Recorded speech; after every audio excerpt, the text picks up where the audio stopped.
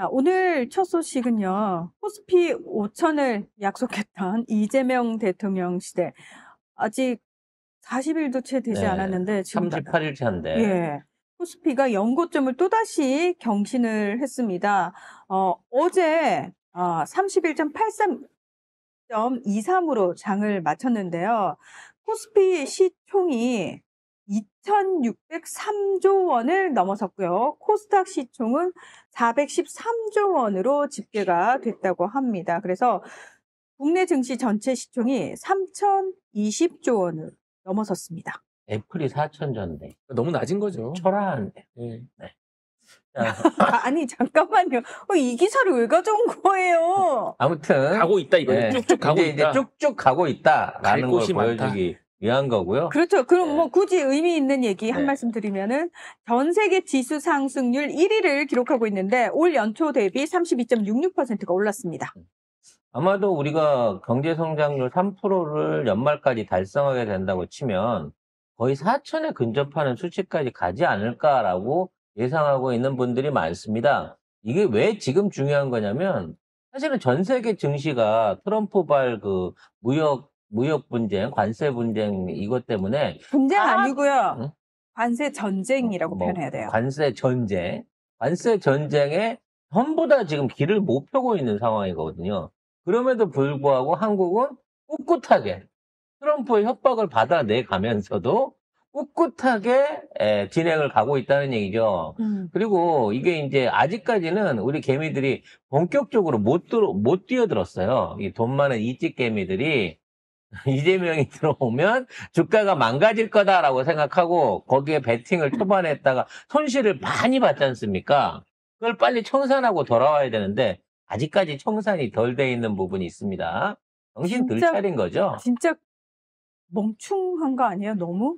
지금 38일 만에 거의 한 30% 가까이 손실 네. 났을 거예요. 인버스 하던 사람들은.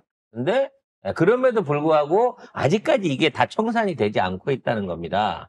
이럴 때 한미 정상회담 깔끔하게 끝내고 거기서 최우회국 조치 5% 정도는 올려도 좋아. 영국도 그 정도 올렸는데 라는 정도 해갖고 오게 되면 완전히 상황이 뒤집히게 될 거고요. 이와 관련한 어떤 그 증시에 대한 대책들, 그러니까 지금 증시 조작범들 때려잡고 있는 거, 김건희 구속수사하고 한부토건 관련해갖고 조사 끝나고 앞으로 이런 짓 더 하면 니들 죽어라는 거 나오게 되면 한국 증시에 대한 신용도가 올라가면서 외국인과 개인의 쌍끌이가 시작될 거다라고 예상해 볼 수 있습니다. 그러니까 섣부르게 지금 요즘 보니까 막 부동산 덤핑 광고들 막 나와요. 막 90% 대납해 준대. 10%만 내고 계약만 하시래. 나중에 대납해 주면 그 돈 뭐 어떻게 은행 대출로 돌려줄 건가? 언젠가는 내야 되는 거거든요. 그리고 네. 경매로 넘어가서 내게 될 수 있고. 경매로 날아갈 수도 있는 거예요. 그러니까 연끌하지 마시고 차라리 주식을 열심히 해갖고 이재명 정부 동안에 키운 다음에 이재명 정부 막판에 갖고 떨어진 집을 사는 게 가장 좋은 매입 스케줄이 아닐까라는 생각을 해봅니다. 관련된 경제기사 금리 관련된 거 한 가지 더 살펴보고 가겠습니다. 한국은행 금융통화위원회가 어제 하반기 첫 통화정책 방향 회의를 열었는데요. 여기서 기준금리를 연 2.50%로 유지를 했습니다. 사실 이제 지금 있는 상황에서 금리를 올리는 게 좋냐, 내리는 게 좋냐, 이런 부분에 대한 얘기가 있습니다. 금리를 내리면 아무래도 시중에 대출이 원활해지면서 돈이 풀려가지고 기업들이나 이런 쪽에서 경제하기 좋은 반면이 있습니다만, 그것이 이제 얼굴로 투기수요로 넘어가는 경우가 있기 때문에 사실 우리나라 금리는 지금 현재 너무 낮은 상태에 있어요. 그러니까 미국하고 비교를 해봤을 때 네, 미국보다도 우리가 기준금리가 낮은 상태로 있기 때문에 사실 우리는 금리를 높여야 됩니다. 근데 그렇죠. 금리를 높이게 되면 지금 가뜩이나 경제가 어려운데 자금 흐름이 힘들어진다는 거죠. 그래서 금리를 동결을 한 거예요. 그럼 사람들이 생각할 때 금리가 그대로기 때문에 돈이 더 안 돌겠구나 라고 생각을 할 수 있잖아요.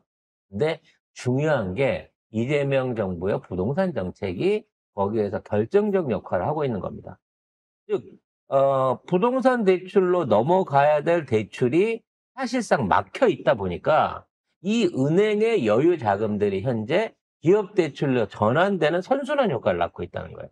그래서 오히려 자금 조달이 오히려 조금 더 기업들은 원활해지고 있다라고 하는 얘기가 나오고 있습니다. 물론 이제 강남에 있는 분들 중에 6억이 없어서 분양받은 20억 아파트를 못 사는 20대 젊은 부부들은 힘들겠지만 그분들을 제외하고 나서는 서민들도 그리고 기업들도 지금 이재명 정부 부동산 대책의 수혜를 보고 있는 중인 거고. 그거 안 먹히니까 이제 바꿨어요. 뭘로요? 나 10억을 못 내서 중산층인데 집을 못 사서 발을 동동 구르고 있다. 네. 10억이 있는데 10억이 없어서 그러니까 10억을 빌릴 줄 알고 내가 다 해놨는데 그 10억을 못 구해가지고 중산층인 내가 집을 못 사서 발을 동동. 나 그 10억 어디서 구하나. 이런 기사가 나오고 있다고요. 중산층의 기준이 전 세계적으로 따졌을 때 대한민국 말고 국제 표준으로 따졌을 때 14억 정도라고 합니다. 그럼 중상 이상이라는 거거든요. 근데 그런 사람이 10억을 빌린다. 이자를 감당한다. 네. 그건 중산층 아니지. 10억을 대출 받을 수 있는 사람이 사실 별로 없어요. 저도 네. 10억 대출 안 나고 아무리 해도. 그러니까 기사가 그렇게 나오는데 너무 웃기더라고요. 돈 다 하고 내가 이제 중도금을 10억을 당연히 은행에서 빌릴 수 있을 줄 알고 했는데 이러면 이제 중산층은 집을 못 산대요. 그러니까. 네. 사는 집이 20억짜리니까 그게 가능한 거잖아요. 이 사기꾼 새끼들아. 정말 그 20대가 안 먹히니까 이제 소설 내용을 바꾼 거죠. 네. 왜냐면 지가 생각해도 주변에 20대에 20억짜리 아파트 분양받고 입주하는 강남의 그런 부분은 없는 것 같거든. 없죠. 이게 유니콘을 갖다 놓고 그걸 팔아먹으려고 하니까 안 되니까 이제는 갑자기 10억 대출 좀 받을 수 있는 갭 투자 중상류층이 갑자기 서민으로 돌변을 하고 있는 거예요. 그냥 상류층이죠. 중상류층이라 할 수 없죠. 20대들이 그 정도 자산을 갖고 뭐 집을 살 수 있는 정도 되면 부모의 재력이 훨씬 뒷받침이 되는 거잖아요. 그리고 20대는 자산이 필요 없어요. 술만 먹으면 되지. 술값만 있으면 되지. 아니. 누가 20대가 말이지. 집 산다고 저축하고 그래요? 이 옛날 어르신 좀 보세요. 그만하세요. 다시 20대부터 빨리 결혼을 하는 문화가 생겨야 돼요. 아니, 돈을 벌려면 30 넘어서 결혼해서 애 낳고 남자 정신 차리고 그때부터 도시락 싸들고 다니면서 전신값 아껴갖고 그걸로 적금 넣어서 집 사고 그러는 거 아닙니까? 네. 적금 이자 옛날 때 연 35%씩 줄 때 그때 이야기죠. 그때 대한민국 막 한창 성장하던 시기. 박정희 개발 독재 시절에 돈이 나이가 없으니까. 몇 살이야? 예금 금리를 15%에서 35%를 줬잖아요. 기가 막혔죠. 와. 기가 막혔죠, 그때는. 거의 은행이 사채 이자를 줬으니까. 근데 그때는 그것도 누가 그런 푼돈 먹으려고 그거 적금 넣냐 막 이런 얘기 했었죠. 사업하거나 뭐 다른 일을 하면 더 벌 수 있으니까. 그러니까요. 아무튼 이제는 그동안 그런 것들 많았잖아요. 누가 빌딩을 사갖고 30억을 차익을 냈네. 아파트를 사갖고 10억을 차익을 냈네. 그 차익이 다 없어지고 나야. 그리고 거기서 거품이 빠져가지고 가격이 더 떨어지고 나야 그때야 부동산 시장이 실수요자 위주로 움직일 겁니다. 지금은 투기 목적으로 집을 사는 사람 말고는 그런 고가의 주택들을 안 사요. 자, 관련해서 이제 다른 얘기 좀 해볼 건데 해수부가 구체적으로 지역이 아니라 아예 건물이 나왔어요. 이전할 건물이. 네. 관련한 기사 보겠습니다. 네. 해양수산부 부산 이전 청사로 부산 동구, 부산 진역 근처에 있는 IM빌딩과 협성타워가 낙점됐다고 합니다. 네. 그러니까 우리가 생각할 때는 지금 해갖고 언제 건물 짓고 언제 이사하고 뭐 그거 다 하나 집기 넣고 그러는데 아니 멀쩡한 건물이 나와버린 거예요. 입주만 하면 되는 거죠? 이사만 하면 되죠. 네. 그 청사로 쓸만한 곳을 추천을 19군데 정도를 네. 받았고요. 그 중에서 이제 본부 인원 850명을 모두 수용할 수 있을 뿐만 아니라 사실은 다른 부처하고 또 협력도 해야 되는 과정에서 KTX, 부산역으로 많이 출장을 왔다 갔다 하잖아요, 공무원들이. 거기하고 또 가깝고, 그리고 또 바닷가 쪽하고 가까운 곳을 찾다 보니까 부산 동구가, 낙점이 됐다고 합니다. 부산일보 옆 건물이네요. 이건 네. 별로이긴 한데, 네. 어찌됐거나, 장소가 결정됐다는 얘기는, 자, 다음 달부터 이사, 이렇게 되는 거 아니겠습니까? 어차피 빈 건물로 가는 거니까. 올 연말쯤 옮긴다고 하니까 그래도 6개월 정도는 좀 여유가 있다라고 보시면 될 것 같고요. 우리도 이사할 때 6개월 전에는 이미 집 구해서 가지 않습니까? 그렇죠. 근데 문제는 이제 이전 가라 그러니까 직원들이 충격을 받았다. 노조가 안 가겠다고 단식 투쟁을 한다. 뭐 이런 뉴스가 나오고 있어요. 네. 자, 해수부 공무원들은 일방적인 통보만으로 이전을 강행하고 있다며 준비 없는 이전, 정주 여건이 마련되지 않은 이전에는 반대한다면서 단식 투쟁에 돌입했다고 합니다. 그러니까 이들의 이야기를 좀 들어보면은 지금 이전은 하겠다는 입장이긴 한다. 근데 올해 신규 입사한 직원들이 보통 1, 2년 단위로 전월세 계약을 맺었다. 당장 이사를 못 가는 거 아니겠느냐. 이러한 걸 좀 고려해달라는 의미다. 그래서 신입사원이 몇 명인데. 그러니까 그분들에 대해서는 별도로 지원책을 내주면 돼요. 그건 당연히 내주겠죠. 회사에서 해줘야 될 일이에요. 그걸 안 해준다면 그때 가서 비판을 하시면 되고, 그거에 대해서 노조는 신입사원들과 이런 전월세 계약을 하신 분들에 대해서 어떻게 보상이나 해주실 겁니까? 그러면 이쪽에서 안 단식 투쟁을 할 때가 아니라 노조가 내려가서 좋은 조건으로 이주하거나 기숙사를 사용할 직원들 관련된 여건을 확보하고 그걸 하는 게 맞지. 아니 직원이 내려가 그러는데 싫어. 나는 서울에서 근무할 거야. 이게 직원이야? 사장도 그렇게 못하는 거예요. 그래서 지금 댓글 반응이 별로 안 좋습니다. 아니, 일방은 회사도 그냥 사업부 타 지역으로 옮기면은 가야 된다. 가기 싫으면 회사 그만두면 그렇지. 되는 거다. 아니 그냥 해수부가 부산에 가서 부산에서 근무하기 싫으신 분은 관두세요. 그러면 그쪽 지역에 사시는 분이 취업할 수 있잖아. 그리고 국가직은 순환 근무도 다 염두에 두고 공무원이 되는 건데 국가직 그렇게 순환 근무가 싫었다면 그 지역에 아예 지역을 특정해서 그쪽 공무원이 됐어야 되는 거 아니냐. 물론 뭐 예. 해당 당사자 입장이 있으신 분들한테는 어려움이 있겠습니다만 당황스럽죠. 근데 네. 지금 변호사님 말씀하신 것처럼 무조건 안 돼! 이러면서 단식 투쟁을 할 것이 아니라 그럼 노조가 우리 이런 현실적인 어려움이 있는데 이 부분과 관련해가지고 부처에서 어떤 식으로 좀 도움을 주실 수 있는지. 관사 정도는 어느 정도 그렇죠. 할 수 있는 기숙사를 좀 마련해 주실 건지. 그렇죠. 그 다음에 그러면은 전월세 계약 남은 거에 대한 뭐 좀 추가 비용을 조금 보전해 줄 수 있는지. 그렇죠. 교통비 정도 뭐 더 지원될 수 있는지 여부. 왜냐면 예전에 저희가 세종시로 많이 옮기면서 그때도 이런 유사한 일들이 있었습니다. 그래서 그렇죠. 시스템이 있고 매뉴얼이 있을 거예요. 그래서 그에 준해서 혹은 조금 더 해서 할 수 있는 부분이 있는데 무조건적으로 싫어 안 돼라는 이런 거는 가짜죠. 저 몇 명이나 저랬겠어요. 노조가 단식 투쟁했다면은 과연 몇 명이나 했는지를 확인해 보고 싶어요. 네, 그리고 이제 이분 또 인터뷰 내용에 그게 있었어요. 아니, 나 가족들 데리고 세종 내려온 지 얼마나 됐다고 다시 부산으로 가라고 그러냐? 라고 말씀하셨습니다. 근데 지금 우리나라 사람들이 그 인식이 있다니까. 서울 살다가 경기만 나가도 시골 갔다 그런단 말이야. 이 대한민국은 서울 부심이 너무 세요. 그리고 아니, 잠깐만. 그리고 나 부산 출신이라서 그런데 어이가 없네. 아니, 막말로 인프라 낙후되고 전혀 없는 시골로 가라는 것도 아니고 아주 외진 곳으로 가라는 게 아니죠. 여기 부산 진역이면 한가운데예요. 교통 너무 좋아요. 그리고 솔직히 자기 그 직장 때문에 대부분 이사나 뭐 집 구하는 거 어려워하시는 분들 많잖아. 서울 집값 얼마야?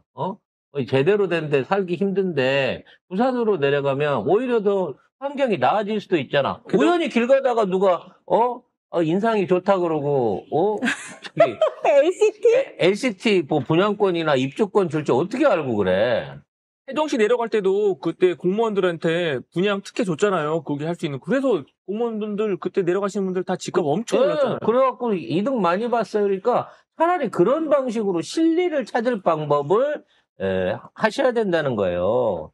예전에 그 경기 북구청 분구 냈을 때 이재명 그때 경기도지사가 노조랑 똑같이 이런 걸로 타협을 했었어요. 그러니까 막 이주 해줘라, 뭐 무슨 뭐 통근버스 해줘라, 뭐 별 얘기가 다 많았었는데 왜 청사를 옮기고 왜 이거 지점을 내는데 거기 가갖고 그쪽 지역 경제에 도움되라고 하는 건데 왜 그걸 갖다가 추가로 해주게 되면 옮길 의미가 없지 않느냐? 이재명 대통령은 절대 이권으로 타협하지 않으실 뿐입니다. 물론 이제 아이들 학교 문제 때문에 좀 고민이 되긴 할 것 같기는 해요. 근데 이게 사실 공무원이잖아요. 공무원. 그러니까 일반 공무원, 사기업도 아니고. 그렇게 따지면 군인들은요 지역을 몇 군데를 돌아다녀요. 계속 다녔어요. 6개월에 한 번씩 막 이사 다니는 경우들도 많아요. 군인 자녀들은. 그래서 맞아요. 그리고 그래서 심지어 그냥 아예 대놓고 애들은 학교 때문에 뚝 떨어져가지고 어느 시점 되면은 따로 사시더라고요. 근데 생각을 해봐요. 지금 해수부가 뭔가 말하자면 일을 잘못해서나 아니면 뭔가 이렇게 조금 주류에서 밀려나가지고 부산 가는 게 아니잖아.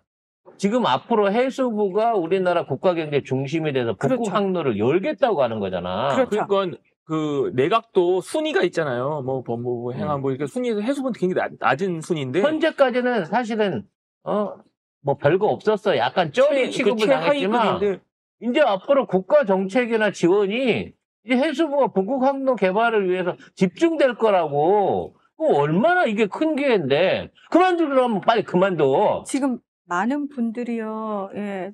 저 해수부 들어가고 싶어요. 저도 해수부 가고 저도 싶어요. 하고 싶어요. 네. 네. 나 부산서 근무하고 살고 싶어요. 네. 자, 그리고 기레기가 응. 또 기자 수첩 같은 걸로 무슨 줄 알아? 정부 부처가 정부가 지 소유물인 줄 안다 이러고 욕하는 기자 수첩도. 근데 이미 이 기레기들의 그 헛지랄들이 안 먹히고 있을 만큼 지금 국민이 진짜 제몽되고 있습니다. 네, 제몽이 아니라 제몽되고 있습니다. 자, 최저임금 타결이 됐다고 합니다. 네. 자, 너무 이 기사가 이렇게 반갑고 늘 최저임금과 관련해가지고 싸운다라는 얘기밖에 안 나왔었잖아요. 여러분도 기억하시겠지만. 그런데 이번에는 너무 좋습니다. 17년 만에 노사 합의로 타결이 됐는데요. 내년도 최저임금이 시간당 1,320원으로 책정이 됐습니다. 2.9%가 인상됐습니다. 그 10% 한 번만 문재인 정부 때 딱 올렸으면 깔끔하게 넘어갈 수 있는 게 문재인 정부 공약이었는데도 불구하고 8년이 걸렸어요. 8년이. 그 10,000원 넘기는 것 때문에 그때도 9,000원대 약 못 미치는 수준이었는데 1,000원 올리는데 10%만 올리면 됐었거든요. 8년 걸렸어요. 이거 올라오는데. 그러면 거의 1.5%씩 올라온 거야 지금 매년. 네? 어찌 됐거나 뭐 10,000원이 최종점은 아니잖아요. 그냥 최소한 이 정도면 먹고 살 수 있을 정도로 해달라는데 이거 해봐야 210만 원 좀 넘거든요. 물론 뭐 이런 보상도 못 받는 분들이 많이 계십니다만 최저임금은 진짜 최저일 뿐이고 대한민국의 통상임금이 정상화될 수 있을 때까지 경제와 복지가 날로 변화했으면 하는 마음이 있고요. 하나의 어떤 중간 어떤 벽을 돌파했다는 면에서 의의를 가져야 될 것 같습니다. 근데 이거 최저임금이 1,320원이 돼도 월급은 215만 6,880원밖에 안 돼요. 그렇죠. 그러니까 저는 근데 노동법을 이렇게 좀 개정을 할 필요가 있을 것 같아요. 왜냐면 최저임금의 문제도 있지만은 뭐 주휴수당이든 각종 수당 뭐 이런 게 계산하기가 너무 어려워요. 그래서 소상공인들 그 알바 2-3명 쓰고 이러신 분들은 이걸 일일이 다 계산하는 게 너무 복잡하고 법률도 어려워요. 좀 간단하게 아예 주휴수당을 뭐 폐지하는 대신 그걸 아예 처음부터 본봉에 그냥 본봉에다 넣어야죠. 특히 뭐 회사원 분들 아실 거예요. 본봉에 뭐에 막 이상하게 돼 있어요. 되게 맞아요. 헷갈리고 이게 또 나중에 연금 받을 때도 그렇고 퇴직금 계산할 때도 그렇고 각종 휴가 수당 계산할 때도 너무 어려워요. 그래서 이게 자주 틀리다 보면 이게 또 악용이 되고 그게 또 소송으로 비화되는 경우가 비제해서 좀 법은 맞아요. 깨끗하고 간략해야 돼요. 누구나 잘 알기 쉽게. 그래서 실질 소득만 높여주면 되잖아요. 그래서 그런 식으로 좀 후에는 개정이 될 수 있었으면 좋겠습니다. 자, 상속세 관련해서 속보가 나왔는데, 뭐, 악의적으로 표현하는 언론들이 좀 있습니다만, 기사 보고, 이유를 한번 정리를 해보겠습니다. 네. 자, 이달 말에 발표할 올해 세법 개정안에는 상속세 개편 방안은 포함되지 않는다고 합니다. 지금 1997년에 상속세 공제액이 정해져서 그 이후로 변화가 없었다고 하는데요. 그러니까 약 30년간 그대로예요. 그래서 이 자산 가격과 물가가 큰 폭으로 오르면서 상속세를 내야 하는 사람이 과거보다 훨씬 많아졌기 때문에 이것과 관련해서 이재명 대통령께서도 사실은 세금 때문에 집 팔고 떠나지 않고 가족의 정이 서린 그 집에 살 수 있게 하겠다라는 공약을 내기도 했었습니다. 뭐 10억 언저리에서 일단 기본 공제를 해주면 서민들 집이 20억이 넘는 경우는 없으니까 웬만하면 상속세 때문에 집을 팔아야 되는 상황은 안 생길 수 있다라는 거를 이제 기본안으로 놓고 그 이상에 대한 고액 상속에 대한 부분은 세금을 정상적으로 물리는 방식으로 하다 보니까 기득권층의 저항이 심했어요. 근데 문제는 뭐냐면 우리 대한민국에서 20억 넘는, 그러니까 돌아가셨을 때 20억 부동산이나 뭐 어떤 상속 재산으로 20억 넘는 자산을 남겨줄 수 있는 분들이 몇 분이나 되느냐, 퍼센테이지로 따져보면 한 4%에서 7% 정도 된다고 쳐요. 근데 문제는 이 소수에 있는 고액 상속자분들이 내는 세금 비중이 전체 상속세 비중의 60%, 70%를 차지한다는 거죠. 그건 뭐냐면 그만큼 부가 편중돼 있다는 거예요. 심각하다는 거예요. 부가 편중돼 있다는 얘기죠. 그래서 이러한 편중 현상을 조절하기 위해서 뭔가 이제 상속세법을 개정하긴 한 건데 문제는 이것 자체도 이제 서민들한테 혜택이 돌아가는 공제 부분을 늘리는 거는 쉽게 공감할 수 있어. 문제는 고액 상속자들에 대한 부분 안에서 억울한 사람, 내지는 뭐 경우에 따른 거, 그리고 여러 가지 다양한 부분에 있어서의 사례들이 연구가 좀 되어야 된다라는 의견들이 있다는 거죠. 그래서, 거기에 대한 보완책이 필요해서, 요게 이제 어떤 청문을 좀 거치고 보완을 하는데 시간이 좀 걸릴 걸로 예상을 하고 있었는데, 그게 뭐 5년, 6년 걸릴 일은 아니고요.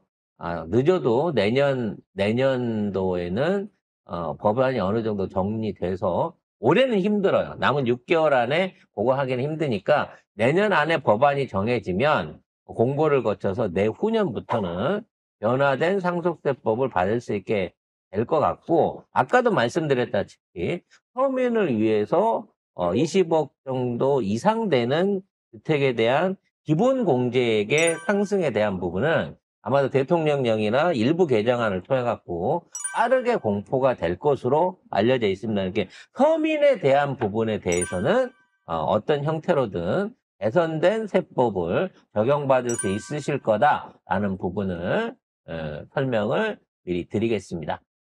자, 마지막으로 이재명 대통령, 이재명 정부 하고 있는 변화되어 있는 정책 몇 가지 단신으로 제목만 읽고 넘어가겠습니다. 대통령실이 서남권 울산 아리백 산단 조성을 연내에 특별법으로 추진을 한다고 합니다. 빠름 다 네. 연내야. 다음요. 그렇습니다. 이재명 대통령께서 폭염 대응에 행정력을 총동원하라고 지시하셨습니다. 옛날에 폭염 챙겨준 대통령이 있었나요? 별로 생각이 안 나요. 네. 이런 식의 조치를 정부적 차원에서 하는 것도 처음인 것 같습니다. 네. 다음요. 자, 이재명 대통령께서 도로변 빗물바지가 각종 쓰레기로 꽉 막혀서 여름철 물난리를 키우는 일이 많았잖아요. 이 부분과 관련해서 청소 외주화를 추진한다고 밝혔습니다. 공무원들이 일일이 다 못 챙기니까 아예 구간을 이렇게 정해가지고 업체들한테 민영화해서 요거 정기적으로 2달에 한 번씩 치우는데 얼마 해서 정례화 시키라는 거죠. 비가 오나 비가 안 오나 낙엽이 있으나 없으나 정례적으로 점검하고 청소할 수 있는 여건을 만들라라는 지시가 있었습니다.